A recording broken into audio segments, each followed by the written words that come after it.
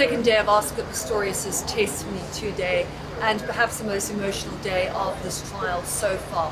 It began with him in a far more composed way than he's been for a while, but quickly deteriorated from there. He spoke about his relationship with Reeva in the morning, how they had a loving relationship. We went through detail by detail all the WhatsApp messages that were sent between Reeva and Oscar Pistorius. It follows from the WhatsApp on 17th January where you sent her 3 kisses, and then if you can read just what's following.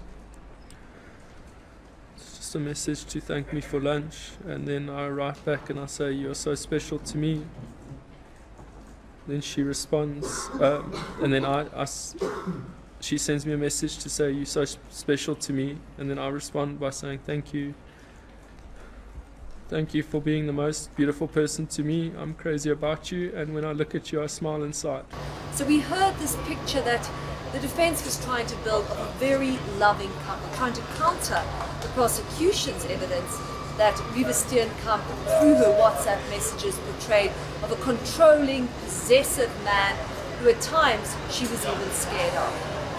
Then finally we got down to the most important evidence of all. What happened on the night before, in the morning of Valentine's Day, when he shot Reeva Steenkamp through that locked toilet door. They went to bed early. They retired around about 8 o'clock, but sat in the bedroom where he'd locked the door and then put a cricket bat by the door for extra security, indicating again his paranoia with crime. He kept the balcony door open. Reeva did some yoga exercises. He was texting a cousin. They chatted for a while, and then he realized the door to the balcony was still open, but Reeva said she would close it. He woke up then, after they'd fallen asleep in the early hours of the morning, and saw that the door to the balcony was still open and the fans were on. So he got up to close this. As he did, he heard a noise. I thought that there was a burglar that was gaining entry into my home.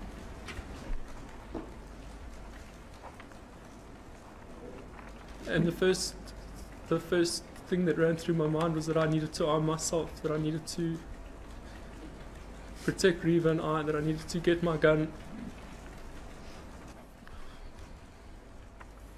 Then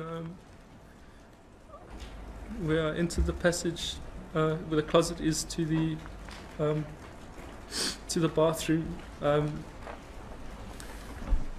it was at that point that I was just overcome with fear, and I started screaming and shouting for the burglar or the intruders to get out of my house. I shouted for Reeva to get out on the floor. I shouted for her to phone the police. I screamed at the people, the persons, to get out. He approached carefully, looked around, heard another noise, then fired 4 shots through that bathroom door. He then shouted again to Reeva Steenkamp to call the police. This whole time he was shouting for her to call the police. Ran back to the bedroom, continued talking to her, said made his way onto the bed, then reached back and realized that no one was there. He then went to the curtains to see if she was hiding behind there. He thought maybe she was scared. Then he said for the first time it dawned on him that perhaps it was Reeva Steenkamp behind that locked bathroom door. He put on his prosthetic legs, took the cricket bat, and then tried to bash that door down. He eventually made a hole big enough to reach in and open the door from the inside where it was locked. He opened the door and said he stepped over Reeva Steenkamp's body and began to cry. And as he said this in court, he broke down and sobbed uncontrollably. And so much so that Barry Roo had to ask for another adjournment for a second day in a row because Pistorius was too broken to continue with his testimony. It's difficult to imagine how he's actually going to cope with a rigorous, vicious cross-examination from prosecutor Kerry Nell.